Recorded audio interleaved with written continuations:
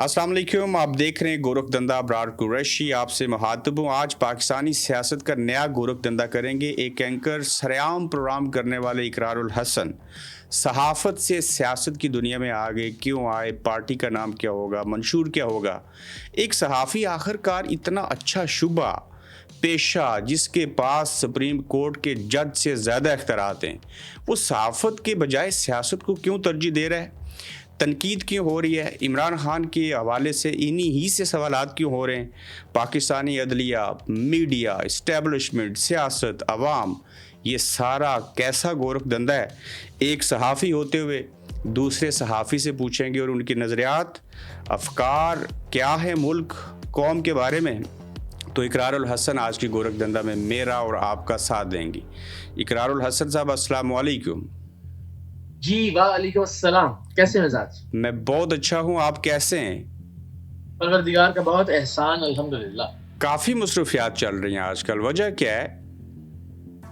जी बिल्कुल ज़ाहिर है, बाकी के जो काम थे मामूल के वो हम कर रहे हैं। उसके अलावा हमने ज़रा एक फ़िक्री और एक नज़रियाती और एक इस्लाही तहरीक का आगाज़ किया है। उसमें ज़ाहिर है नौजवानों से मुलाकातें भी हो रही हैं, मुख्तलिफ शोबों से ताल्लुक़ रखने वाले लोगों से भी मिल रहे हैं, शहर शहर जा रहे हैं, यूनिवर्सिटियों में जा रहे हैं, कॉलेजेस में जा रहे हैं। तो ये ज़रा मसरूफियत बढ़ गई है। फ़िक्री, इस्लाही और नज़रियाती, तीन बहुत बड़े लफ्ज़ आपने बोले। फ़िक्र किस चीज़ की, इस्लाह किस बात की और नज़रिया क्या है। फ़िक्र इस बात की कि नौजवान ये भी सोचें कि उन्होंने तमाम ज़िंदगी क्या इन नाम नहाद सियासी लीडरों की गाड़ियों के पीछे ही भागते रहना है। क्या इन्हीं के पोस्टर चिपकाने हैं, इनके बिहाफ पे दूसरों को गालियाँ देनी हैं और खुद माँ बहन की गालियाँ खानी हैं। क्या इनके लिए ही ट्वीटें करते रहना है, या इनकी गाड़ियों से लटकना है, या इनके लिए जीवे और जीवे आवे आवे किनारे लगाने हैं, या अपने अंदर जो उनकी कायदाना सलाहियतें हैं उनको भी पहचानना है, उनको भी निखारना है और अपने आप को भी एक मौका देकर देखना है कि उन्हें अगर मुल्क और कौम की खिदमत करने का एक प्लेटफॉर्म मुहैया किया जाए तो क्या वो भी इन्हीं लीडरों की तरह दयानतदार है, ईमानदार है, मुहिब्बे वतन है। वो खूबियां जो इन लीडरों में वो तलाश करते हैं क्या उनके अपने अंदर मौजूद है। तो इस बात की एक फिक्री तरगीब है, एक दावत है कि लोग, बच्चे, नौजवान ये सोचना शुरू करें। हमने हमेशा ये सोचा कि लीडर सिर्फ एक ही होता है ता हयात कायद। हमारे दिमागों और जहनों में नौजवानों की ये बात डाल दी गई है कि कोई भी अजीम या बड़ा काम करना है तो उसके लिए कोई और आएगा। कोई मसीहा का लफ्ज जब हमारे जहन में आता है तो हम सोचते हैं कि मसीहा का मतलब कोई और है। इसी तरह कायद या लीडर या ऐसा कोई भी लफ्ज जब हमारे जहन में आता है तो हमारे जहन में ये आता है कि ये कोई और आदमी हो सकता है, हम नहीं हो सकते। तो मैं चाहता हूं कि ये फिक्र उजागर हो पाकिस्तान के नौजवानों में कि ये सारे काम, इनमें से बहुत सारे काम आप में से भी बहुत सारे नौजवान कर सकते हैं। तो आप सोचिए। और इस्लाह इस बात की कि पाकिस्तान का जो जमहूरी कल्चर है बदकिस्मती से, जिसमें जमहूरियत नाम को नहीं है, उस कल्चर की थोड़ी सी हम इस्लाह करें। मिसाल के तौर पर पाकिस्तान के जमहूरी कल्चर या जो जमहूरी सियासत का जो माहौल है, मंजरनामा है, उसकी बुनियाद है हमारी सियासी जमातें। इन सियासी जमातों का मुतालबा है कि हमें पाकिस्तान में आईन की बालादस्ती चाहिए, लेकिन इनमें से कोई भी अपनी पार्टी के आईन पर अमल करने के लिए तैयार नहीं है। ये सियासी जमातें इस बात का मुतालबा तो करती हैं कि हमें मुल्क में जमहूरियत चाहिए, लेकिन इनमें से किसी एक पार्टी के अपने अंदर जमहूरियत नहीं है। ये सारी सियासी जमातें इस बात का ढिंडोरा तो पीटती हैं और सियासत इनकी इसी नुक्ते के गिर्द घूमती है कि हमें मुल्क में फेयर इलेक्शंस चाहिए, लेकिन बदकिस्मती से इनमें से किसी एक पार्टी ने अपने अंदर कभी फेयर इलेक्शंस नहीं करवाए। तो आईन की बालादस्ती, जमहूरियत और फेयर इलेक्शंस का सफर आप अपने आप से शुरू कीजिए, और अगर नहीं कर सकते तो फिर इस बात की इजाजत दीजिए कि नौजवान एक प्लेटफॉर्म पर मुत्तहिद हो और उस प्लेटफॉर्म को जमहूरी बनाए। वो किसी एक शख्स के गिर्द ना घूमता हो, वो किसी एक खानदान की मलकियत ना हो। उसमें दुनिया में जहां आप मौजूद है वहां भी जिस तरह से इलेक्शंस होते हैं उस तरह से इलेक्शंस हो, और इलेक्शंस के नतीजे में उनके कायद या लीडर्स मुंतखब हो, और वो भी एक मखसूस और महदूद मुद्दत के लिए, और फिर नई क़यादत मुंतखब हो जाए। ये कोई ऐसी नई बात नहीं है जो दुनिया में नहीं हो रही, और मैं उसे बयान कर रहा हूं। और तीसरी बात जो आपने कहा कि नजरियाती बात, तो नजरिया जमहूरियत है। जाहिर है जमहूरियत एक निजाम तो है, लेकिन जमहूरियत एक नजरिया भी है कि हर एक के पास बराबर का ये मौका होना चाहिए कि वो लीडर मुंतखब करे या लीडर मुंतखब हो। हर एक के पास जो इक्वल अपॉर्चुनिटी है میں اس کی بات کر رہا ہوں کہ ایک مزدور کا بیٹا بھی، ایک ٹیچر کی اولاد بھی، ایک ریڑھی والے کی بیٹی بھی، اس کے پاس یہ برابر موقع ہونا چاہیے کہ وہ پاکستان کی سیاسی جماعتوں کا چیئرمین بھی بن سکے اور پاکستان میں وزارت عظمیٰ کی کرسی پر بھی بیٹھ سکے. بڑا اچھا نظریہ، بڑی اچھی باتیں کر رہے ہیں، اور جمہوریت کے اندر عام ریڑھی بان کا بیٹا بھی اقتدار میں آ جائے. خان صاحب کی پارٹی سے جو بنو سے تعلق رکھنے والے سہیل افریدی ہیں، کسی کا داماد، کسی کا بیٹا، کسی کا پوتا نہیں ہے. ایک مثال تو سامنے آ گئی نا؟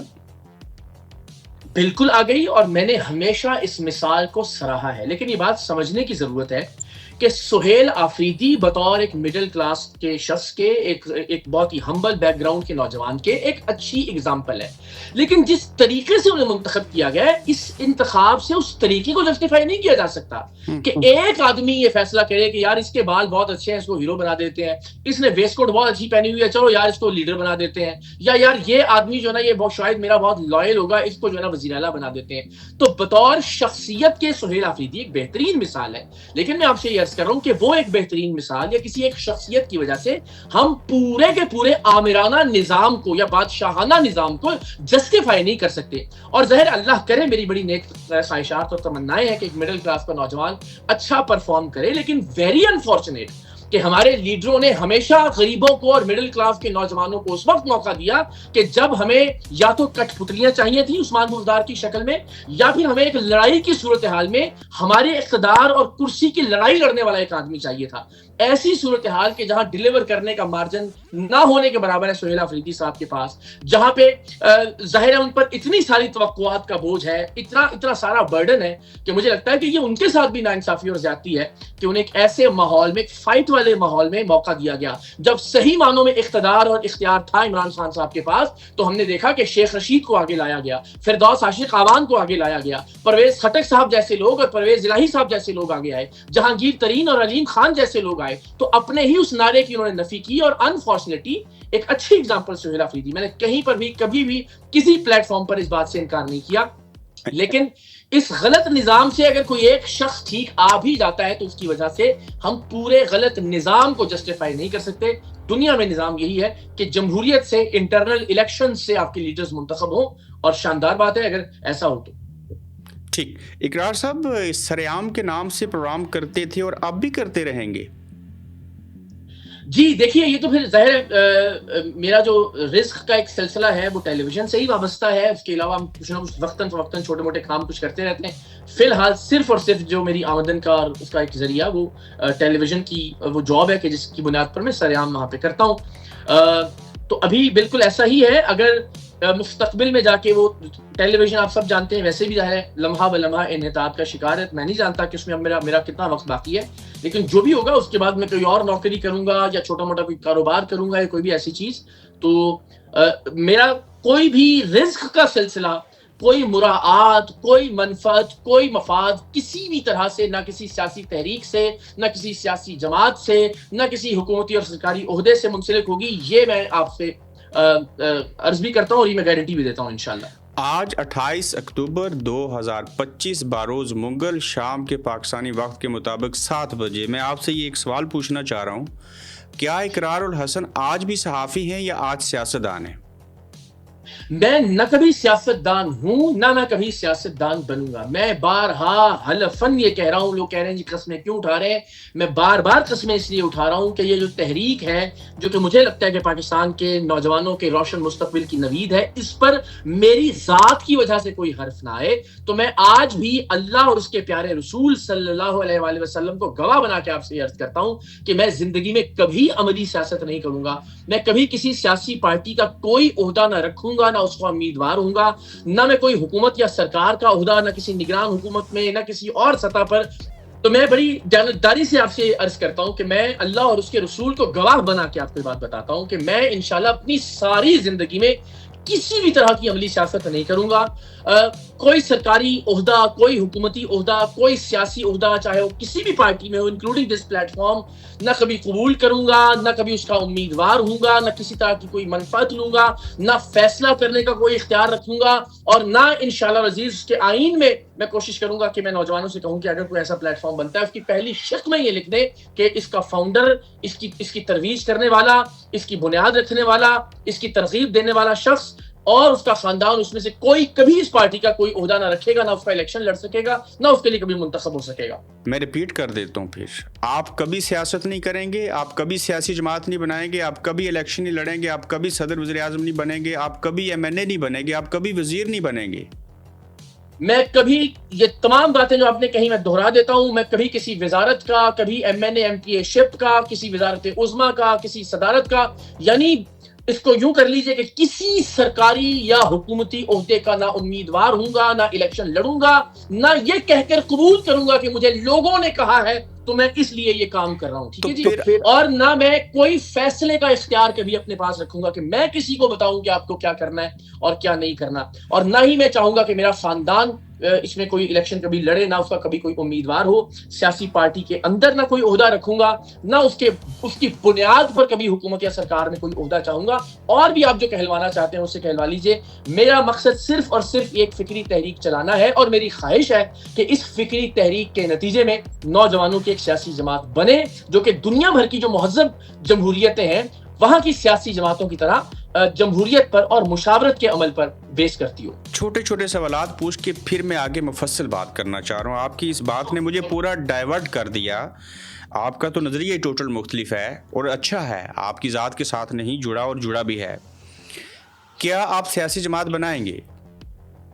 میں نے آپ سے عرض کر دیا، میں ایک فکری تحریک چلا رہا ہوں۔ یہ قوم کے لکھاریوں کا، قوم کے جرنلسٹ کا یہ کام بھی ہوتا ہے، یہ ذمہ داری بھی ہوتی ہے۔ تحریک پاکستان میں بھی بہت سارے صحافی، مولانا ظفر علی خان صاحب اور بہت سارے زمیندار، ان کا یہ کام رہا، انہوں نے تحریک میں اپنا کردار بطور صحافی ادا کیا، بطور لکھاری ادا کیا۔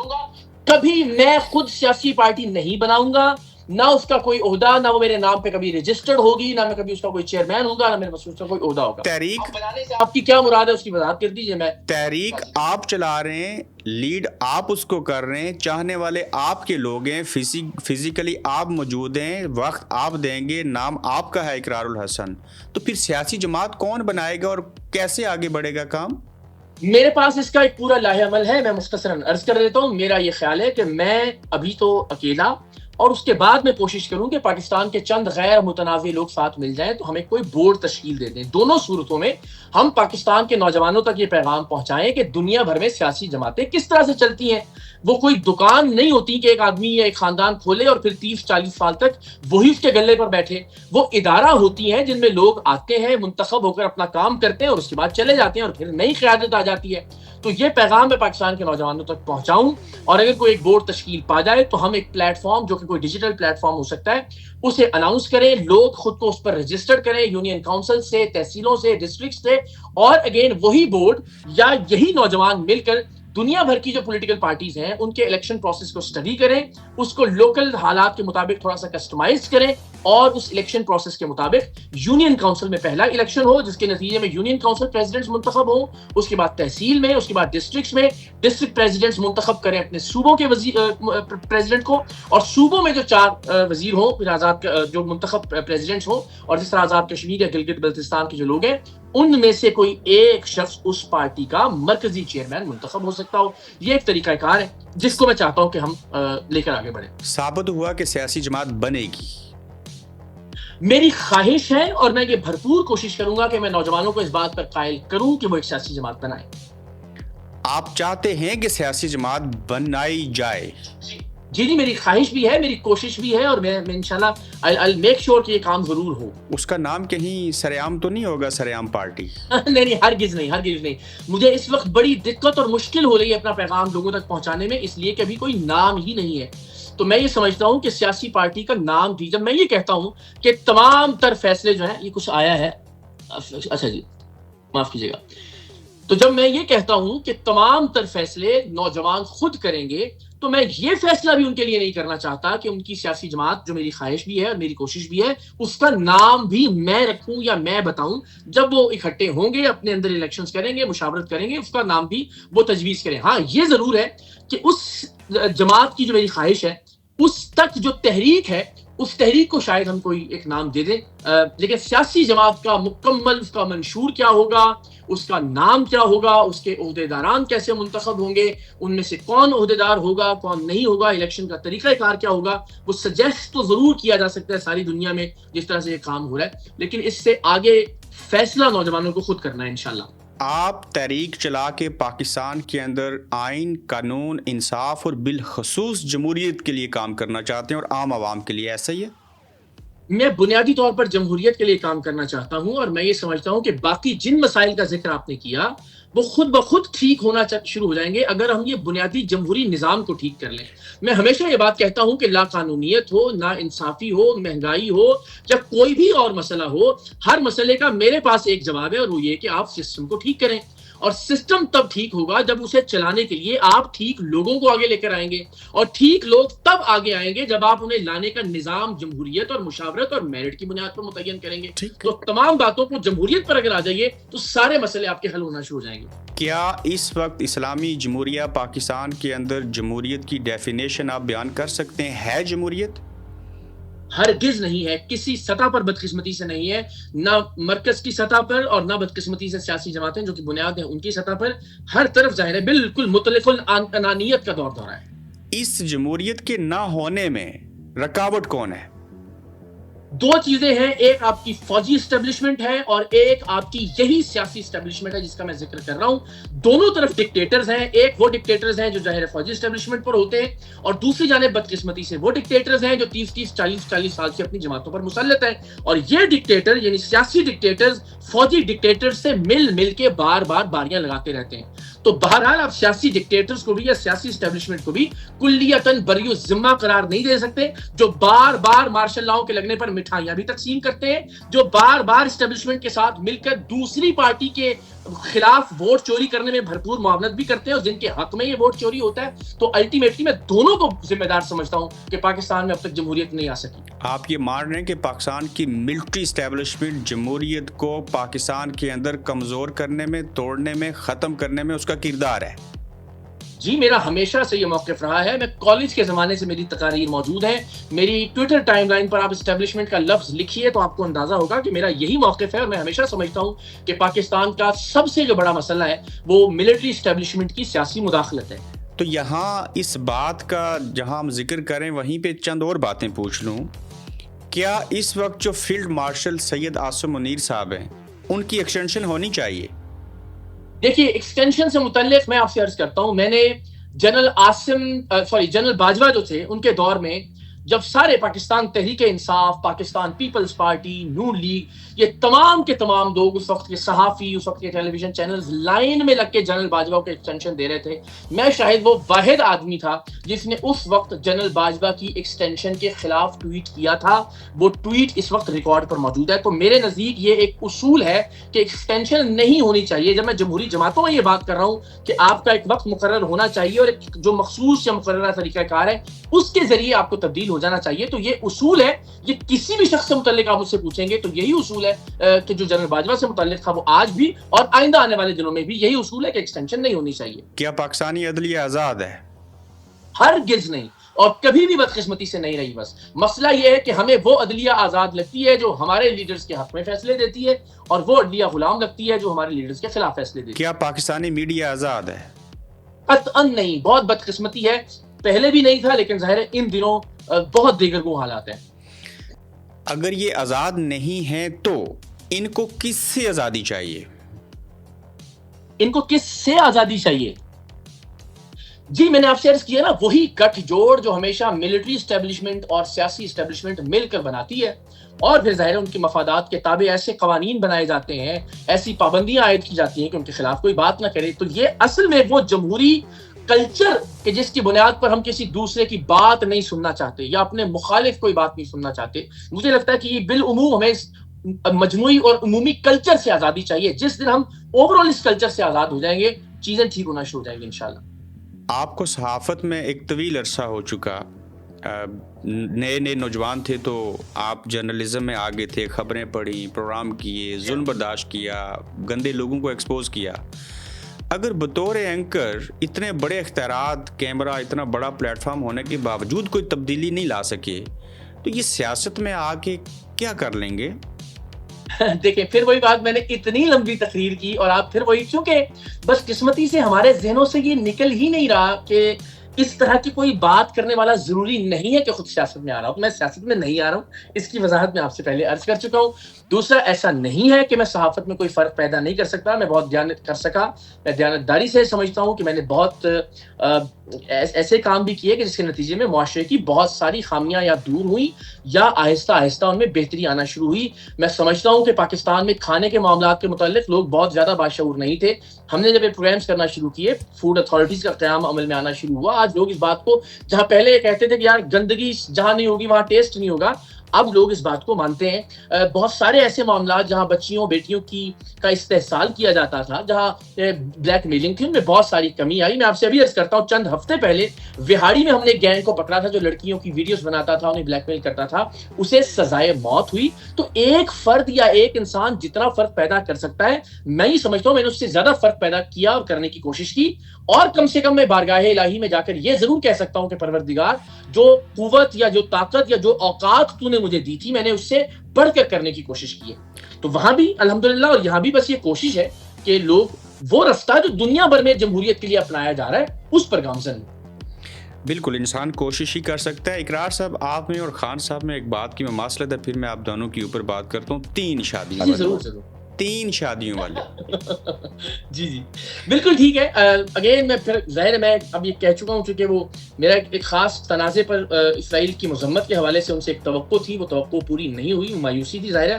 لیکن میں یہ سمجھتا ہوں، میں بڑی دیانتداری سے، پروردگار کو بڑا بول نہ بلوائے، لیکن یہ لگتا ہے کہ جو لیڈرز ہیں، مجھے لگتا ہے کہ ان سے متعلق یہ ضرور ہونا چاہیے کہ جب آپ یہ کہتے ہیں کہ جی میں اپنے بچوں کو بھی میں نے چھوڑ دیا قوم کے بچوں کے لیے، تو پہلا حق آپ کے بچوں کا ہے، پہلا حق آپ کی فیملی کا ہے، پہلا حق آپ کے اہل و عیال کا ہے. تو اگر وہ آپ سے خوش نہیں ہے یا وہ آپ کے ساتھ نہیں ہے، تو مجھے لگتا ہے کہ یہ بھی بہرحال ایک نیگیٹو پوائنٹ ہے جو کہ لیڈرز میں نہیں ہونا چاہیے، یا اگر ہے بھی کسی وجہ سے تو اس کو کوشش کرنی چاہیے کہ ہم گلوریفائی کر کے نہ پیش کریں کہ دیکھیں جی کیا شاندار بات ہے. تو 3 شادیوں کے حوالے سے ایک فرق تو یہ میں بارہ کہہ بھی چکا ہوں اس سے پہلے کہ یہ فرق ضرور ہے کہ خان صاحب انفارچونیٹلی وہ رشتے نہیں چلا سکے. اللہ نے اب تک مجھے یہ توفیق دی ہے کہ میں ان رشتوں کو نبھا رہا ہوں. خان صاحب کے بچے تو ان کے ساتھ ٹھیک ہیں، اچھا سلوک ہے آپس میں. جی اچھے سلوک سے مراد یہ ہے کہ ان کو جس وقت میں اپنے ایک والد کی ضرورت تھی وہ موجود نہیں تھے. ظاہر ہے لوگ جو سمجھتے ہیں کہ شاید اس وجہ سے کہ وہ قوم کے بچوں کا سوچ رہے تھے، میں نے آپ سے عرض کر دیا میرے خیال میں آپ کے بچوں کا قوم کے بچوں سے زیادہ حق ہوتا ہے آپ کے اوپر، آپ کے وقت کا بھی، آپ کی توجہ کا بھی. لیکن ٹھیک ہے، یہ فیصلہ ان کا ذاتی فیصلہ ہے، اور پروردگار کرے کہ اگین ان کے بچے، میں نے ان کے حق میں بھی ایک دو بار بہت لکھا کہ وہ بہت سلجھے ہوئے، بہت مہذب بچے ہیں جب ان کی میں نے کچھ گفتگو اور ویڈیوز دیکھی. تو لیکن بہرحال میرا اس کے اوپر ایک پوائنٹ آف ویو، اور وہ یہ کہ بہرحال آپ کی اپنی فیملی کو بھی آپ کو ترجیح دینی چاہیے. فیملی کو ترجیح دینی چاہیے، لیکن اس کے باوجود ایک سوال پوچھنا چاہ رہا ہوں کہ اگر خان صاحب فرض کریں اپنے بچوں سے اچھے نہیں بھی ہیں، فرض کریں خان صاحب نشہ بھی کرتے ہیں، اس کا ملک اور قوم کے اوپر کیا اثر ہے؟ یہ تو انسان قبر میں جواب دے ہے نا. نہیں ایسی بات نہیں ہے. دیکھیے آپ جب ایک لیڈر کے کردار کی بات کرتے ہیں تو یعنی آپ یہ کہتے ہیں کہ اگر ایک آدمی نشہ کرتا ہے تو اس پر بات نہ کی جائے جس کو آپ ملک اور قوم کے فیصلوں کی باغ دوڑ اس کے ہاتھ میں دے رہے ہیں، اور اس سے آپ کہیں کہ جی وہ ایٹم بم کا اختیار اس وزیر اعظم کے پاس ہے چلانے کا، اور اس کے پاس فیصلے کا اختیار ہے کہ وہ ایک کسی غلط سائن سے اربوں خربوں ڈالرز کا ملک کا نقصان کر سکتا ہے، اور کسی ایک درست فیصلے سے پوری قوم کی سمت کا تعین کر سکتا ہے. تو یہ تو مت کہیے کہ اس سے یہ سوال نہیں کیا جانا چاہیے، جو میں نے کبھی نہیں کیا. نہ میں سمجھتا ہوں کہ ظاہر بلا وجہ یا بغیر کسی دلیل یا ثبوت کے سوال کیا جانا چاہیے. تو یہ بڑی زیادتی کی بات ہے کہ ہم، اور خاص طور پر میں بارہا یہ پہلے بھی کہہ چکا ہوں، میں اب بھی یہ کہتا ہوں، یہ نہیں ہو سکتا کہ آپ یہ بات نہ کریں. میں آپ سے پوچھتا ہوں، میں اس سے پہلے بھی مختلف اینکر سے بات کہہ چکا ہوں، آپ اس کو ذاتی بات نہیں کہہ سکتے کہ جب میں آپ سے سوال کروں کہ مجھے بتائیے کہ کوئی شخص آپ کے گھر آتا جاتا ہو اور آپ سے تعلقات ہوں، آتا جاتا ہو، اور آپ کی بیوی آپ کو چھوڑ کر اس سے شادی کر لے، یا وہ آپ کی بیوی کو آپ سے طلاق دلوا کے اس سے شادی کر لے، تو کیا وہ شخص آپ کے لیے ساری زندگی کے لیے قابل اعتبار ہوگا؟ اگر ہوگا تو ضرور اسے لیڈر بنائیے اور مانیے. اگر آپ کے لیے وہ قابل اعتبار نہیں ہوگا تو پھر اسے قوم کی لیڈرشپ کا کیسے دیا جا سکتا ہے؟ تو میں اس طرح کے معاملات کو میں سمجھتا ہوں کہ اس کو بالکل ذاتی معاملات ہرگز نہیں کہا جا سکتا. میں سمجھتا ہوں کہ وہ جو ایک انسان کے قابل اعتبار ہونے یا قابل اعتماد ہونے کا تعین کرتی ہیں چیزیں، ان پر ضرور بات کی جانی چاہیے. تو ہر ایک انسان میں اقرار صاحب خوبیاں بھی ہوتی ہیں، خامیاں بھی ہوتی ہیں، مجھ میں بھی ہیں، آپ میں بھی ہیں، اور کسی اور شخص میں بھی ایسے ہوتا ہے. خان صاحب میں کوئی خوبی بھی تو ہوگی نا؟ 1 کروڑ خوبیاں ہیں سر. جو خامیاں میں آپ سے بیان کرتا ہوں ان سے 1000 گنا زیادہ خوبیاں موجود ہیں. ان خوبیوں کا میں پچھلے 15-20 سال سے ذکر کرتا آیا ہوں. اب بھی گاہے بگاہے 1000 خوبیاں، یعنی جتنی خامیوں کا میں خان صاحب کی ذکر کرتا ہوں، میں سمجھتا ہوں کہ ان سے کروڑہا گنا. اور اگر آپ بطور مجموعی پچھلے 15-20 سال سے میری جو ٹویٹس ہیں ان سے متعلق کہی گئی باتیں ہیں، میں نے ابھی کل ایک ٹویٹ کیا کہ میں بھی عمران خان صاحب سے محبت کرتا ہوں. یعنی ان کی ورلڈ کپ کی جیت سے لے کے شوکت خانم جیسا ان کا شاندار اور تاریخی کارنامہ، نمل بطور وزیر اعظم ان کے بہت سارے شاندار کام ہیں. اس قوم کے حوالے سے ان کو بات کرنا سکھانا، سوشل میڈیا کا استعمال، اس کی نیگیٹو سائڈ بھی ہے لیکن اس کی بہت ساری پازیٹیو سائڈ بھی ہے. تو بہت ساری ہم ہمیشہ یہ کرتے ہیں کہ کسی انسان کو یا مکمل طور پر شیطان سمجھ لیتے ہیں یا مکمل طور پر فرشتہ مان لیتے ہیں. یہی ہمارے سیاسی نظام کی بنیادی خامی ہے. تو خان صاحب کی بہت ساری اچھائیاں، میں ان کا بارہا ذکر کرتا رہتا ہوں. میں نے آپ سے عرض کیا ابھی جب ہم بات کر رہے ہیں، میں نے کل I love you too Imran Khan صاحب، کسی نے لکھا I love you Imran Khan, تو میں نے لکھا کہ میں بھی I love Imran Khan too. کیوں نہیں؟ اس میں یعنی نہ مجھے کسی بھی زرداری صاحب یا نواز شریف صاحب کسی سے بھی نفرت اس بنیاد پر نہیں ہے کہ میں نے کوئی چیز اپنی آنکھوں سے نہیں دیکھی جس میں وہ قوم اور ملک کا نقصان کر رہے ہوں. عدالتی فیصلوں کے حوالے سے کبھی ان کے حق میں ہوتے ہیں، کبھی ان کے خلاف ہوتے ہیں. تو ان کی اچھی باتوں کو بھی اپریشیٹ کرنا چاہیے اور ان کی جہاں خامیاں ان کو بھی ضرور سامنے لانا چاہیے. اقرار صاحب آپ نے کہا آئی لو یو عمران خان اور ساتھ ہی کہا مگر، نیچے 32 صفات لکھ کے بھیج دیے. جی اچھا، وہ مگر سے مراد تو یہی تھی کہ میں دوبارہ عرض کر دیتا ہوں. اس میں تھا کہ آئی لو عمران خان ٹو، مگر اس کا یہ مطلب نہیں ہے کہ نوجوانوں کو آگے آنے کا موقع نہ دیا جائے. اس کا یہ ہرگز مطلب نہیں ہے کہ نوجوان اپنا کوئی سیاسی پلیٹ فارم نہ بنائیں، چاہے آج کے لیے چاہے کل کے لیے، جس میں الیکشن کے ذریعے اور جمہوریت کے ذریعے نمائندے منتخب ہوں.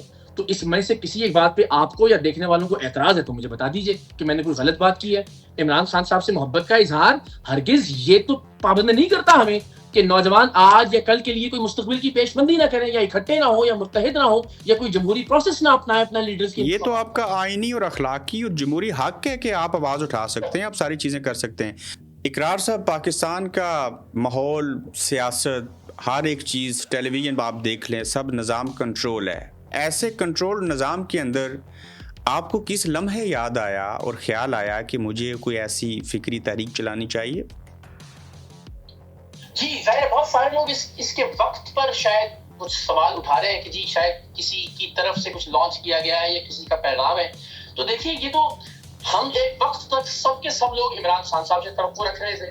2013 سے آن ورڈ میں بارہا یہ بات کہہ چکا ہوں کہ ہمیں سب کو لگتا تھا کہ شاید کوئی نیا چہرہ ہوگا، کچھ نیا ویژن ہوگا، نئی چیزیں آئیں گی. اور بدقسمتی سے پھر ہم نے دیکھا کہ خان صاحب بھی جرنیلوں کو اسی طرح سے پیارے ہو گئے، اور یہی بنیادی اختلاف باقی لوگوں سے تھا. تو ظاہر اس دوران اتنی ساری ہیپننگز ہوتی رہیں کہ یہ خلا محسوس ہی نہیں ہوا کہ کچھ ایسا کیا جانا چاہیے کہ جس میں نوجوان آگے آئیں. ایک وقت تک خان صاحب جب وزیر اعظم بنے، پھر ہم نے ان سے توقعات وابستہ کر لی کہ اللہ کرے وہ کچھ اچھا ڈیلیور کریں.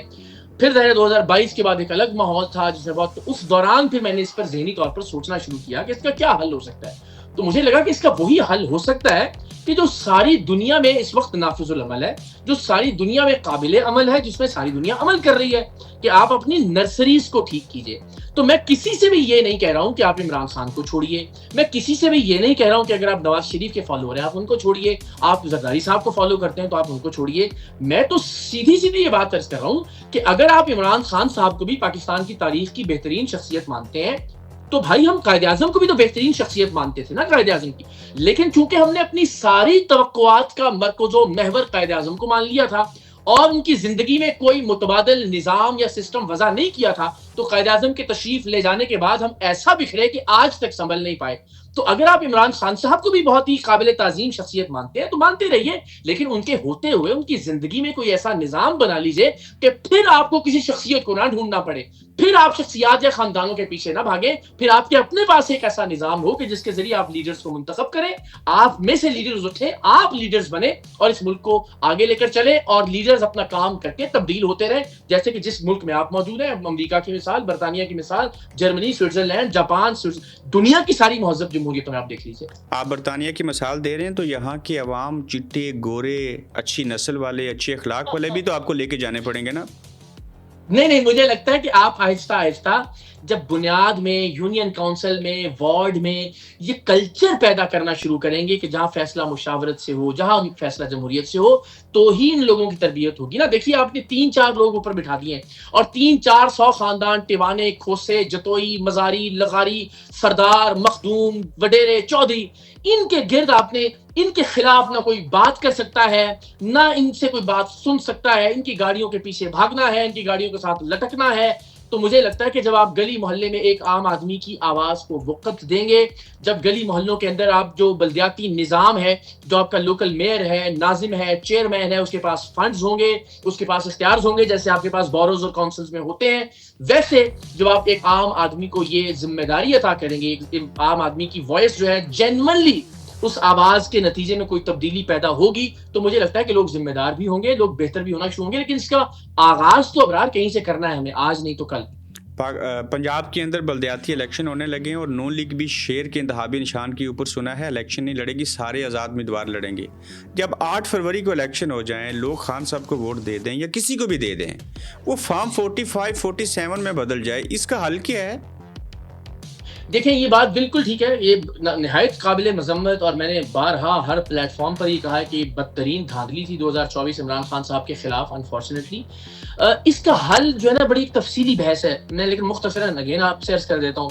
میں یہ سمجھتا ہوں کہ یہ نوبت ہمیشہ تب آتی ہے، ظاہر ہے ہم اس کو تو رول آؤٹ تو نہیں کر رہے کہ ملٹری اسٹیبلشمنٹ کا یا فوجی اسٹیبلشمنٹ کا جو ایک کردار ہے، لیکن یہ نوبت عام طور پر تب آتی ہے جب آپ پہلے فوجی جرنیلوں کی گود میں بیٹھتے ہیں، پہلے آپ ان کو جیوے جیوے اور آوے آوے کہتے ہیں، جب آپ ان کے ساتھ پیار کی پنگیں بڑھاتے ہیں، ملازمت اختیار کرتے ہیں، اور جب آپ ملازمت سے نکال دیے جاتے ہیں، پھر آپ ان کو آنکھیں دکھاتے ہیں اور پھر لڑائی ہو جاتی ہے. پھر لڑائی کی صورت میں دوسری پارٹی آ جاتی ہے اور دوسری پارٹی آگے کہتی ہے کہ چلے ہم آپ کے ساتھ ملتے ہیں، اس کے خلاف دھاندلی کرتے ہیں. تو میں ہمیشہ یہ کہتا ہوں کہ یہ دروازہ بہرحال اس طرف سے تو آپ اور میں بند نہیں کر سکتے، نہ بندوق ہے آپ کے اور میرے پاس، نہ ہم ظاہر بندوق اٹھانے کے قائل ہیں، نہ حامی ہے. تو پھر ہمیں سسٹم ٹھیک کرنا ہے نا. تو ایک سائڈ پر اگر آپ، یعنی میں ہمیشہ یہ کہتا ہوں کہ اسٹیبلشمنٹ کے مقابلے میں جب تک آپ افراد کو لاتے رہیں گے یا خاندانوں کو لاتے رہیں گے، وہ جلدی سے دباؤ کا شکار بھی ہوں گے، وہ لالچ میں بھی آ جائیں گے، انہیں آپ جیل میں ڈال دیں گے یا جدے بھیج دیں گے تو ان کی پارٹی کا شیرازہ بکھر بھی جائے گا. تو بھائی اسٹیبلشمنٹ کے ادارے کے مقابلے میں ایک سیاسی ادارہ بنا لیجئے، پھر آہستہ آہستہ شاید وہ اپنی ڈومین میں واپس چلے جائیں گے. آپ چاہتے ہیں کہ پاکستان کے اندر انقلاب کی ضرورت ہے اور انقلاب آنا چاہیے اور اس میں نوجوان کردار ادا کریں، بہتری آئے، انقلاب سے آئے؟ جی بالکل ٹھیک ہے، لیکن انقلاب کا جو لفظ ہے نا، جس سے ہم نے عمارتوں کو آگ لگانا، خون بہانا، لاشیں گھسیٹنا، توڑ پھوڑ کرنا، یہ تصور آتا ہے انفارچونیٹلی جو فوری طور پر ذہن میں اس کا قائل نہیں ہوں. میں سمجھتا ہوں یہ بھی ایک انقلاب ہوگا کہ اگر پاکستان میں آپ ایک ایسا سسٹم بنانے میں کامیاب ہو جائیں کہ جس کے ذریعے ایک مزدور کا بیٹا، ایک غریب آدمی، ایک مڈل کلاس نوجوان پاکستان کی کسی بڑی پارٹی کا چیئرمین منتخب ہو سکتا ہو. جس دن کوئی عام آدمی پاکستان کی وزارت عظمیٰ کی کرسی پر بیٹھ جائے، وہ سب سے بڑا انقلاب ہوگا جو آج تک 78 سال میں ایک مرتبہ ابرار صاحب نہیں ہو سکا. انفارچونیٹلی ایک مڈل کلاس آدمی کو آج تک ہم پاکستان کی وزارت عظمیٰ کی کرسی پر نہیں بٹھا سکے، انٹل سوائے اس کے کہ انہیں ملک معراج خالد صاحب کو ہم نے نگراں وزیر اعظم بنایا تھا ظاہر، لیکن اس کے علاوہ یہ کبھی نہیں ہوا. سب سرمایہ دار، سب جاگیردار، سب وڈیرے، ایچ ایس این کالج کے پڑھے ہوئے، آکسفورڈ والے جہاں ظاہر کام یا غریب آدمی کا بچہ نہ پڑھ سکتا ہے، نہ جا سکتا ہے، انڈسٹریلسٹ کی اولادیں، وزیر اعظم ابن وزیر اعظم. ایک عام اور مڈل کلاس آدمی کو جب یہ موقع ملے گا تو انقلاب کی انشاءاللہ آغاز ہوگا اور شروعات ہو جائے گی. یہ درست ہے کہ میڈل کلاس کبھی پاکستان کا وزیر اعظم نہیں کوئی بن سکا، لیکن جاگیردار، وڈیرے، امیر زادے، بڑے لوگ بھی جب وزیر اعظم پاکستان بنے تو آج تک کسی نے 5 سال پورے نہیں کیے. وہاں پہ میڈل کلاس کیا کرے گا؟ میں بارہا آپ سے یہی عرض کر رہا ہوں کہ 5 سال پورے نہ کرنے دینے میں انہی سیاست دانوں کے ہی باقی گروہوں کا ہاتھ ہوتا ہے نا، جو یا تو بار بار جا کے اپنی خدمات پیش کرتے ہیں کہ جناب آئیے ہم آپ کا ساتھ دیں گے، آئیے اور آپ اس حکومت کو ہٹائیے اور ہمیں آگے لے کر آئیے، یہاں تک کہ جب ماشاء اللہ بھی لگاتے ہیں تو یہی بدبخت سیاست دان ہے نا جو مٹھائیاں تقسیم کرتے ہیں. تو میں آپ سے عرض کر رہا ہوں اس سیاسی کلچر کو تو یہ ہمارے ہاتھ میں ہے، اس سیاسی کلچر کو تو تبدیل کر سکتے ہیں کہ جہاں پہ آپ بار بار دعوت نہ دیں. میں ہمیشہ ایک بات کہتا ہوں کہ ہمارا گھر ہے، اس گھر میں جو غیر متعلقہ افراد کو چوری کے لیے بار بار لے کر آتا ہے اس لیے کہ چوری کے مال میں سے ہمیں بھی حصہ ملے گا، پہلے اس کا گریبان پکڑنا ہے ہم نے. اپنے گھر میں ایک چوری سوچیے، اور اس چوری میں آپ کو یہ پتہ لگے کہ باہر سے جو لوگ آئے تھے اس کے علاوہ میرا بھائی یا میرے گھر کا بھی کوئی آدمی شامل تھا، پہلے آپ اس کا گریبان پکڑیں گے، پہلے آپ اس کو ٹھیک کریں گے. تو میرا یہ خیال ہے کہ پہلے ہمیں جن کو ہم ووٹ دیتے ہیں، جن کا فرض ہے کہ وہ جواب دیں ہمیں پہلے ان سے پوچھنا چاہیے اور اس نظام میں بہتری لانی چاہیے. وہ نظام بہتر ہو جائے گا تو انشاءاللہ اسٹیبلشمنٹ کو بھی اس کے آئینی کردار تک محدود کرنے کے کام کا آغاز ہو جائے گا. یہ میں پر یقین ہوں.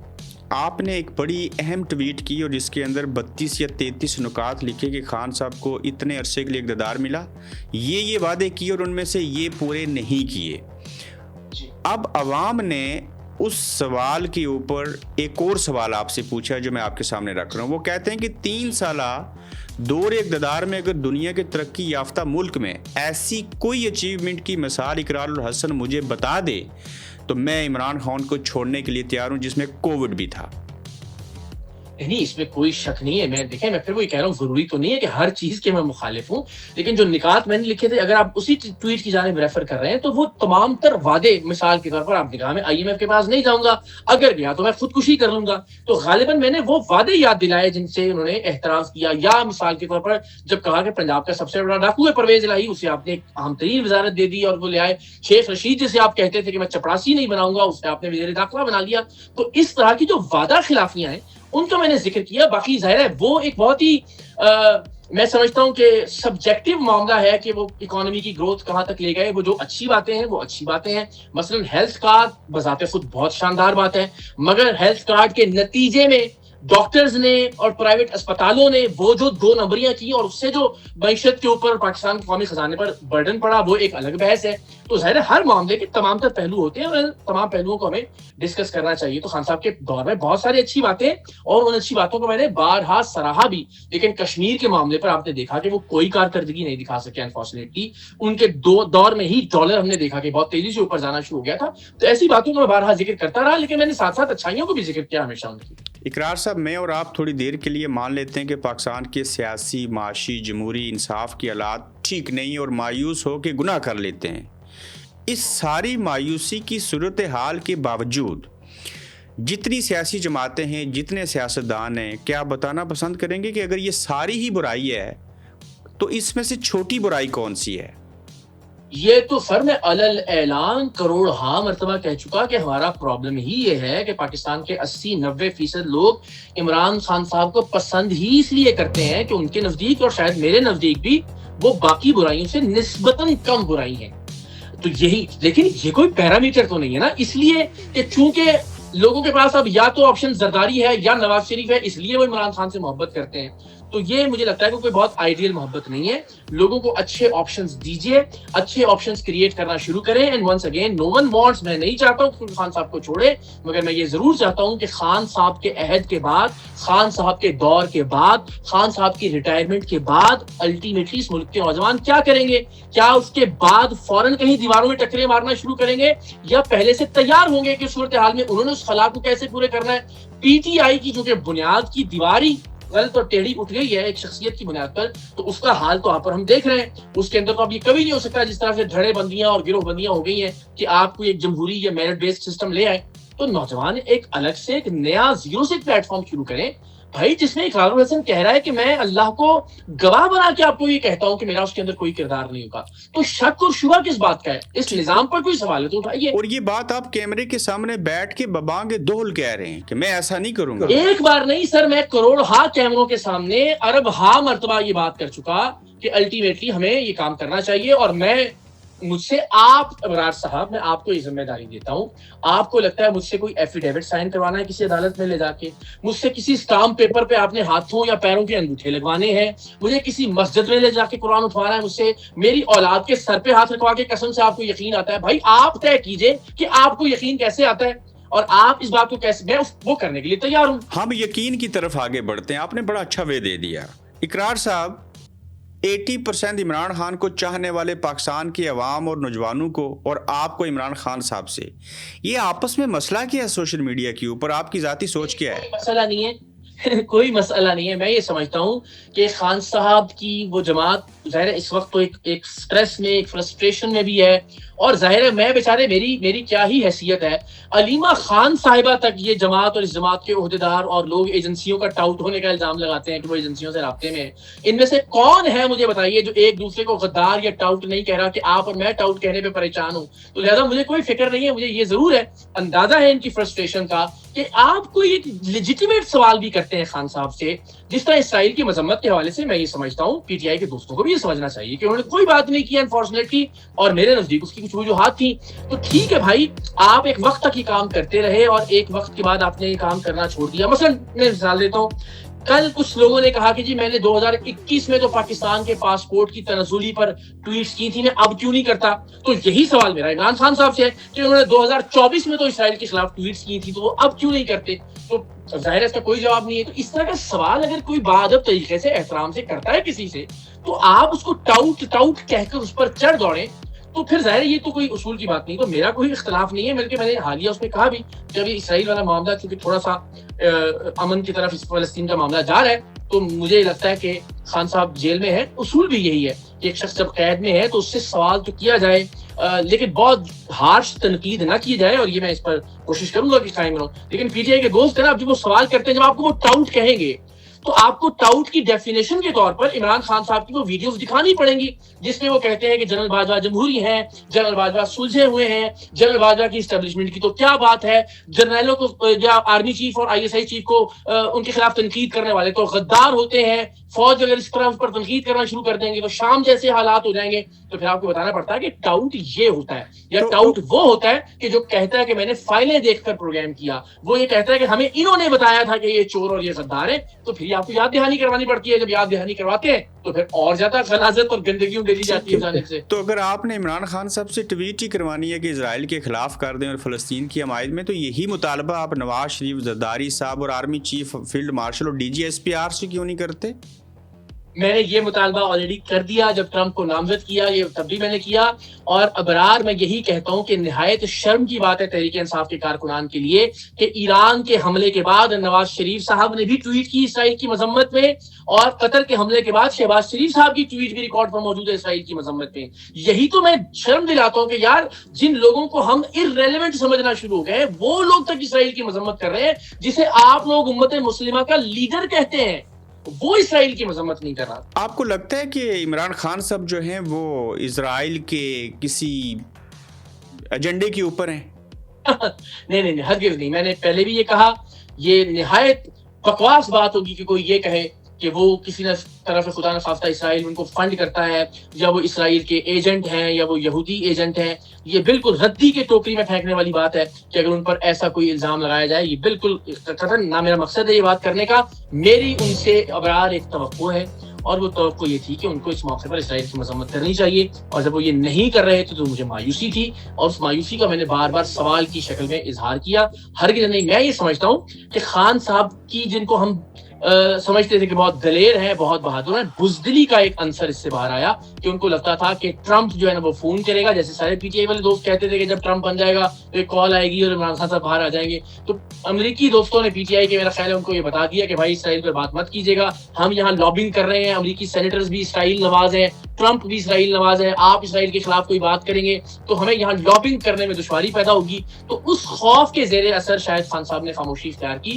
تو میں ان کی ذات کے اس پہلو سے کہ انہوں نے بزدلی دکھائی اسرائیل کی مذمت نہ کر کے، اس سے تھوڑا سا مایوس ہوں۔ باقی ان کی اچھائیاں اپنی جگہ، اس سے پہلے بھی وہ اسرائیل کی مذمت کرتے رہے ہیں، ان کا نقطۂ نظر ہم سب کے سامنے بھی ہے، اور ظاہر ہے الٹیمیٹلی میں کبھی بھی یہ نہیں سمجھتا کہ وہ ایجنٹ ہیں یا کسی طرح کا کوئی ایجنڈا لے کے چل رہے ہیں۔ آخری 3 سوال پوچھنا چاہوں گا۔ اگر خان صاحب اسرائیل کے حوالے سے جیل میں رہتے ہوئے جو کہ ٹویٹ باقی کر سکتے ہیں اب نہیں کر رہے، تو آپ کو لگتا ہے کہ وہ کہیں ڈونلڈ ٹرمپ یا امریکہ یا اسرائیل ناراض نہ ہو جائے تو جس کے بدلے میں اڈیالہ سے وہ بنی گالا نہ جا سکیں؟ اس میں دیکھیں نا، ریکارڈ پر موجود ہے نا، آفتاب اقبال صاحب نے بھی، عمران ریاض خان صاحب نے بھی، اللہ بھلا کرے مشاہد حسین صاحب نے بھی، پی ٹی آئی کے باقی دوستوں نے بھی، وہ ویڈیوز موجود ہیں کہ جی جب ٹرمپ آئیں گے تو پھر ایک فون کال آئے گی کرسمس سے پہلے اور وہ کال کے نتیجے میں پاکستان میں بہت سی، تو وہ ایک ماحول تو بنا دیا تھا کہ ٹرمپ شاید جڑواں بھائی ہیں عمران خان صاحب کے، کہ ان کو بھی گولی لگی تو ان کو بھی گولی لگی، ان کے بھی خلاف اسٹیبلشمنٹ تھی تو ان کے بھی خلاف اسٹیبلشمنٹ تھی، تو ایک ماحول بنا دیا تھا کہ ٹرمپ آئے گا اور خان صاحب کو باہر لے آئے گا. اور ہم نے دیکھا کہ امریکی سینیٹرز کی وہ لابنگ کا سارا معاملہ بھی وہاں ملین آف ڈالرز خرچ بھی کیے گئے. تو میرا یہ خیال ہے کہ یہ امید پیدا ہو گئی تھی تحریک انصاف کو اور عمران خان صاحب کو کہ ٹرمپ کوئی رول پلے کریں گے، اور اسی امید کی کہ وہ ٹوٹ نہ جائے امید، شاید امریکہ کو یا امریکی سینیٹرز کو یا ٹرمپ کو ناراض کرنا مناسب نہیں سمجھا. تو یہ بس مجھے لگتا ہے کہ ان کی تھوڑی سی ایک ایسی چیز سامنے آئی کہ جس کی ہم ان سے توقع نہیں کرتے تھے. اگر کل تحریک چل پڑی، چیزیں آگے آئی، منشور لکھا گیا، کسی نے توجہ دی، تو جس ادارے کے ساتھ تاحال منسلک ہیں جس کو صحافت کہتے ہیں، اس میں جو برطانیہ میں بیٹھ کے مجھے پتہ ہے کہ جو ہماری فیمیل نیوز کاسٹر ہیں ان کے ساتھ ان کو ہراساں کیا جاتا ہے، جو رپورٹرز ہیں ان کو سیلری وقت پہ نہیں ملتی، ان کے ساتھ اور بے شمار جو ہیں ناانصافیاں ہوتی ہیں، تو کیا ان کے حقوق کے لیے بھی بولیں گے؟ جی کیوں نہیں، ظاہر ہے میں عرض کرتا ہوں کہ میں تو صرف یہی کر سکتا ہوں کہ میں آواز اٹھاؤں. وہ آواز میں آج نوجوانوں کے لیے اٹھا رہا ہوں. مجھے لگتا ہے کہ وہ اصل میں ان کو یہ کہہ کر محکوم بنا دیا گیا ہے کہ لیڈر ایک ہی ہوتا ہے، قائد تا حیات ہوتا ہے. جب یہ خدا نہ خواستہ وہ جائے گا تو جان چھوٹے گی، یا آپ اس دنیا سے جائیں گے تو جان چھوٹے گی. اسی طرح مجھے لگتا ہے میں نے ہمیشہ مختلف طبقات کے لیے آواز اٹھائی ہے. جہاں جہاں جب موقع ملے گا، بغیر اس تخصیص کے کہاں بات کرنی چاہیے کہاں بات نہیں کرنی چاہیے، میں دیانتداری سے اپنی آواز بلند کروں گا. اور انشاءاللہ یہ ہراسانی کے معاملے میں تو ہم نے بہت سارا کام کیا ہے پاکستان کے اندر. بلاول صاحب مولانا فضل الرحمان صاحب کو مل رہے ہیں، اور پہلے پیپلز پارٹی نے نون لیگ کو ووٹ دیا اور ساتھ میں حکومت میں بھی بیٹھے، اور اب مولانا صاحب کو ساتھ ملا کے چاہ رہے ہیں کہ اپوزیشن لیڈر مولانا صاحب کو بنایا جائے. پیپلز پارٹی والے اگر اپوزیشن لیڈر کے لیے ووٹ دیتے ہیں، مولانا صاحب آتے ہیں یا کوئی اور آتا ہے، کبھی آپ نے سوچا تھا ایسے بھی ہو سکتا ہے کسی جمہوری ملک کے اندر؟ کبھی آپ نے یہ سوچا تھا کہ جس کو ڈیزل ڈیزل کہہ کے نعرے لگواتی تھی پاکستان تحریک انصاف، اپنے وفود انہی کے پاس بھیجیں گے یہ ریکویسٹ کرنے کے لیے کہ خدا کا واسطہ آئیے ہمارے ساتھ دیجیے؟ تو کبھی آپ نے سوچا تھا کہ جو نواز شریف پیلی ٹیکسی کہتے ہیں بے نظیر کو، ایک دن آئے گا کہ 2007 میں مساق جمہوریت کریں گے؟ سوچا تھا کہ شہباز شریف جو کہتے تھے کہ زرداری کا پیٹ پھاڑ کے میں ان کو سڑکوں پر گھسیٹوں گا، اور پھر انہی کے ساتھ مل کر حکومتیں بھی بنائی. تو میں تو ان سارے کے سارے لوگوں کو اس گندی سیاست اور گندے تالاب کا میں سمجھتا ہوں کہ ذمہ دار ہیں. اور اسی لیے تو میں آپ سے عرض کر رہا ہوں کہ بالکل نیا نظام، نئی جہت دینے کی ضرورت ہے پاکستان کے سیاسی. تو آپ پھر یہ کیوں نہیں سوچتے کہ جن مولانا صاحب کو عمران خان صاحب ڈیزل کہہ کے پکارتے تھے، وہی مولانا صاحب کے پاس ایک دوسرے کے پاس گئے، جو کہ پازیٹیو چیز ہے، اور پھر مولانا صاحب نے کہا کہ یہ ایک سیاسی بیان تھا کہ میں ان کو یہودی ایجنٹ کہتا تھا. یہ تو بہتر ہوا نا؟ نہیں، یہ تو دیکھیں اگین میں نے اس معاملے پر بھی، چاہے جب پی ٹی آئی اور یہ ان کی پینگیں بڑھ رہی تھیں، اور اگین یعنی میں اس بات کے مخالف تو نہیں ہو سکتا کہ سیاست میں بات چیت ہونی چاہیے یا سیاست میں مذاکرات یا ٹیبل کا اختیار نہیں ہونا چاہیے، لیکن میں یہ ضرور کہتا ہوں کہ گفتگو کا جب آپ مخالفت میں کر رہے ہوتے ہیں تب پھر تھوڑا خیال کیا کیجیے اور اس بات کا امکان زندہ رہنے دیا کریں کہ آپ ایک دوسرے کے آمنے سامنے بیٹھ سکیں اور دوسروں کو انگلی اٹھانے کا موقع نہ ملے. تو میں اس بات کی تو کبھی یعنی یہ بات کہتے ہوئے بھی میں سمجھتا ہوں سب کو ایک دوسرے کے ساتھ بیٹھنا چاہیے. میں پی ٹی آئی کے حوالے سے بھی سمجھتا ہوں کہ جتنی سخت چور ڈاکو جو کچھ کہتے رہے نواز شریف اور زرداری صاحب کو، اس کے باوجود اسٹیبلشمنٹ سے جو ان کی بات کرنے کی خواہش ہے، اس کی بجائے انہیں سیاسی جماعتوں کے ساتھ بیٹھنا چاہیے. اور میں ہمیشہ اس بات کا حامی ہوں کہ بات ہونی چاہیے، مذاکرات ہونی چاہیے، گفتگو ہونی چاہیے، دلیل کے ساتھ لوگ آگے ایک دوسرے کے ساتھ مل کر آگے بڑھیں. جب دلیل کی بات کی تو اقرار صاحب، آپ اپنے آپ کو اچھا اور عمران خان صاحب کی خامیوں کو بیان کر کے کیا ثابت کرنا چاہتے ہیں؟ نہیں، ایسا نہیں. پچھلے 3-4 روز سے میں مستقل یہ ٹویٹس اور پوسٹ کر رہا ہوں. کل بھی میں نے کہا کہ بھائی اقرار الحسن کو برا ثابت کرنے سے کچھ نہیں ہوگا. پھر میں نے یہ کہا کہ اقرار اچھا ہے یا برا ہے، اس بحث کو چھوڑ دیجئے.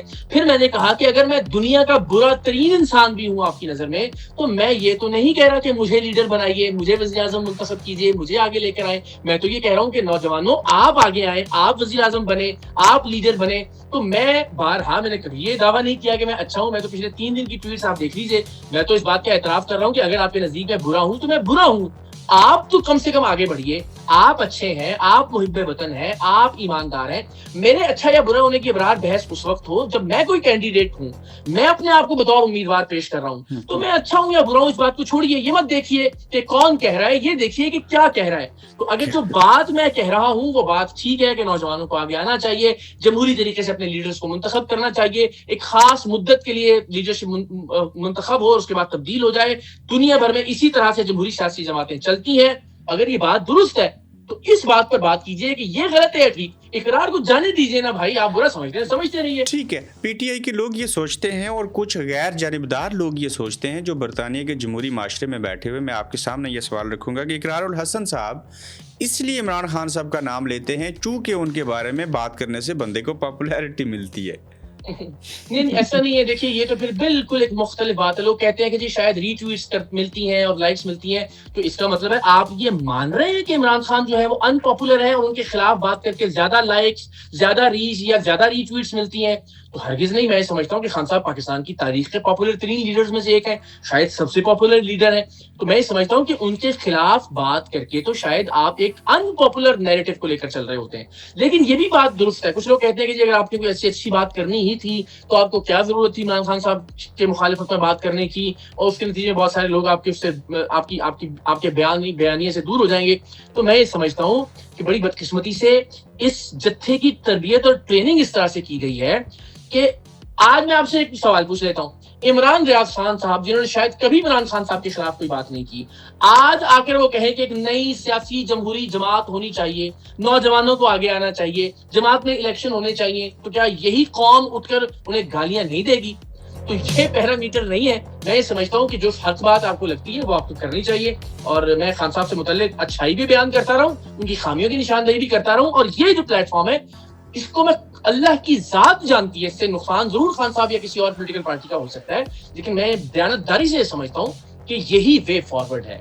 خان صاحب میں اسی لیے کہتا ہوں کہ بھائی آپ مانیے, میں نہیں منع کر رہا آپ کو, مگر سوچئے 4 5 6 7 میکسیمم 10 15 برس بعد خان صاحب کے عہد کا خاتمہ ہوگا, خان صاحب کا دور کسی نہ کسی صورت ختم ہوگا. اس وقت تو نہیں تیاری کر سکیں گے نا آپ. تو آج سے ادارے بنانا شروع کیجئے, نظام وضع کرنا شروع کیجئے, نوجوانوں کے میرٹ اور قابلیت کی بنیاد پر آگے آنے کے راستے کو ہموار کرنا شروع کیجئے, تاکہ بعد میں آپ کو کوئی مشکل نہ ہو. ہم ایک چیز فرض کرنے لگے, آخری ریپڈ فائر, اس سے پی ٹی آئی والے بھی کنونس ہو جائیں گے اقرار الحسن صاحب کی سوچ کیا ہے. یہ ایک آزمائش آنے لگی ہے. مجھے پوری امید ہے کہ آپ یس اور نو میں اور ایک لفظ میں جواب دیں گے. آپ سیاسی جماعت کے اندر ہیں اور آپ کو اختیار حاصل ہے کہ آپ نے 2 میں سے ایک بندے کو اپنی جماعت میں لینا ہے, وہ آپ کی جماعت میں آنا چاہ رہے ہیں, آپ لے نہیں رہے. نواز شریف صاحب اور عمران خان, ان میں سے کس کو لیں گے؟ میں دونوں میں سے کسی کو نہیں لوں گا. میں سمجھتا ہوں الیکشن کے ذریعے وہ لوگ پارٹی میں کسی عہدے پر آئیں تو آئیں, ظاہر ہے دونوں صورتوں میں میرے پاس یہ اختیار نہ ہوگا نہ ہونا چاہیے. آپ ایم ایل اے ہیں, ایم این اے ہیں, منسٹر ہیں یا بننے لگے ہیں اور آپ کو ووٹ دینا پڑے وزارت عظمیٰ کے لیے, نواز شریف اور عمران خان میں سے کس کو دیں گے؟ یہ فرض ہی نہیں کیا جا سکتا, اس لیے کہ میں سمجھتا ہوں میں نے کبھی اس پوزیشن پر جا کر سوچا ہی نہیں کہ میں ایم این اے یا ایم پی اے یا کوئی ایسی میرے پاس سینٹ کی کوئی پوزیشن ہوگی کہ جہاں میں ووٹ دینا چاہوں یا دے سکوں. میں ان سوالوں کو آپ کو اختتام پہ ضرور جواب دے دوں گا. ٹھیک. چیف منسٹر میں سے کسی ایک کا انتخاب کرنا ہو, سہیل افریدی یا مریم نواز, کون اچھا ہے؟ پتہ نہیں, بالکل یہ میرا خیال ہے بہت ہی انجسٹیفائڈ قسم کا موازنہ ہے. یہاں 1 سال سوا سال ہو گیا ہے سہیل آفریدی صاحب کو. بادی النظر میں سہیل آفریدی کے نمبر اس طرح سے زیادہ ہے کہ وہ مڈل کلاس ہیں, وہ ایک عام نوجوان ہیں, پڑھے لکھے ہیں. ظاہر ایسا یہاں پہ بھی پڑھائی لکھائی کا کچھ معاملہ برعکس نہیں ہے, لیکن اس وقت تک نمبر سہیل آفریدی کے زیادہ ہے. لیکن جب تک وہ کچھ ڈلیور نہیں کرتے, جب تک وہ کام نہیں کرتے, تبھی ہم مریم نواز صاحبہ سے ان کو موازنہ کر سکیں گے. مراد شاہ یا مریم نواز, ان میں سے بہتر کون ہے؟ اگین مراد شاہ صاحب چونکہ بہت 7-8 برس سے کام کر رہے ہیں, تو پھر بھی ایک بہت ہی غیر منصفانہ قسم کا موازنہ ہے. میں سمجھتا ہوں کہ نہیں موازنہ کیا جا سکتا. ان کے بہت سارے ایسے کام ہیں جب شاید 1 سال 1.5 2 سال کے بعد ہم کمپیریزن کر سکیں ان کا. میں بھی دنیا سے چلا جاؤں گا, آپ بھی چلے جائیں گے, سارے مر جائیں گے, سب مایا ہو جائے گا. جانے سے پہلے آخری خواہش کیا ہے, کیا کرنا چاہتے ہیں عوام کے لیے؟ یہی جو میں کر رہا ہوں, اور میری خواہش یہ ہے, میری خواہش قطعاً نہیں کہ میرے آگے ہوٹل کی گاڑیاں, پروٹوکول کی گاڑیاں ہوں. میری خواہش قطعاً نہیں کہ میں کسی با اختیار فیصلے کسی مسند پر متمکن ہوں. میری قطعی خواہش نہیں کہ میں کوئی M N A, M P اے, وزارت, کوئی صدارت, کوئی وزارت عظمیٰ کچھ میرے پاس ہو. میری یہ خواہش ہے, یہی جو آپ نے بتایا کہ مرنے کے بعد 40 50 60 70 برس بعد جب کوئی تاریخ لکھے پاکستان کی, تو وہ کچھ اچھے الفاظ میں یاد رکھے کہ اقرار الحسن نام کا ایک آدمی تھا جس نے ایک مناسب اور بہتر جہد کی بات کی تھی پاکستان کے نوجوانوں کے لیے, پاکستان کی جمہوریت کے لیے, پاکستان کی جمہوری سیاسی جماعتوں کے لیے. ارشد شریف دنیا سے چلے گئے, ان کی والدہ گزشتہ دنوں چلی گئیں. انہوں نے آرمی کے افسران کے نام دیے ایف آئی آر میں لکھنے کے لیے. پورے پاکستان سے ایک وکیل ان کا کیس نہ لڑ سکا. کیا ارشد شریف کو بھی انصاف دلوائیں گے؟ میں نے ایک ٹویٹ کی تھی اور میں نے لکھا تھا اس میں کہ میں ارشد شریف کیس کی جو تحقیقات کروں گا، میں ان میں اگر انصاف نہ کر سکا، دیکھیں آپ اور میں کوئی جج تو نہیں ہے کہ ہم کسی کو انصاف دے سکتے. آپ اور میں اپنی تحقیقات میں انصاف کر سکتے ہیں. آپ اور میں جو بات کہتے ہیں ہم اس میں انصاف کر سکتے ہیں. وہ ٹویٹ حرف بحرف موجود ہے. جس طرح پی ٹی آئی والوں نے بہت غلط پروپیگنڈے کے لیے استعمال کیا. میں سمجھتا ہوں کہ ارشد شریف کی شہادت پر سیاست کے مترادف ہے یہ بات. تو میں نے کہا تھا کہ میں اگر ان کی شہادت کی تحقیقات میں انصاف نہ کر سکا تو صحافت چھوڑ دوں گا. میں آج اپنے ضمیر اور پروردگار کی بارگاہ میں مطمئن ہوں. میں نے ہر وہ کام کیا جو شاید پاکستان کا کوئی اور صحافی نہیں کر سکتا تھا. میں نے ان کی پوسٹ مارٹم کی پہلی جو تصاویر تھیں وہ حاصل کی بہت مشکل طریقے سے. میں نے ان کا جو کزیرین پولیس اسٹیشن کا انچارج انویسٹیگیشن تھا اس کو رشوت دے کر وہ فائلیں ریکارڈ کی. میں نے ان کی گاڑی کو ڈی سیل کروایا پیسے دے کر. اس میں سے ایک ایک چیز میں نے ان کی دبئی سے نکلنے کے جو معاملات تھے ان کی تمام تر تحقیقات کی. پاکستان میں جن بدبختوں نے ان کے خلاف ایف آئی آرز کروائی تھی، جن کی بنیاد پر انہیں نکلنا پڑا، ان کے قوائف حاصل کیے، ان کے سی این آئی سیز حاصل کیے، ان کی تصاویر میرے اس ویلاگ کے اندر موجود ہیں. تو میں یہ سمجھتا ہوں کہ کوئی ایک شخص جو ایک جرنلسٹ جو تحقیقات پہ انصاف، ہم فیصلہ صادر نہیں کر سکتے کہ یہ اے بی سی ہے. نہ میرے سامنے کوئی فون کال ہوئی، نہ میں نے کسی کو یہ کرتے ہوئے دیکھا. تو میں نے اپنی پوری دیانتداری سے ان تحقیقات میں انصاف کیا اور میں یہ سمجھتا ہوں کہ اب ارشد شریف کی جو والدہ ہیں ان عدالتوں نے تو انصاف نہیں دیا، لیکن غیر پروردگار کی اس دنیا کی اس کائنات کی سب سے بڑی عدالت میں وہاں سے ضرور انصاف ملے گا. لیکن بہرحال یہ پاکستان کے نظام عدل اور پاکستان کے نظام انصاف کے ماتھے پر کلنک کا وہ ٹیکا جو ہمیشہ رہے گا. ہمیشہ رہے گا. اقرار الحسن صاحب، آپ نے ہمیں بہت وقت دیا. آپ کے وقت کا بے حد شکریہ. Thank you. آپ دیکھ رہے ہیں گورکھ دھندا ابرار قریشی کے ساتھ.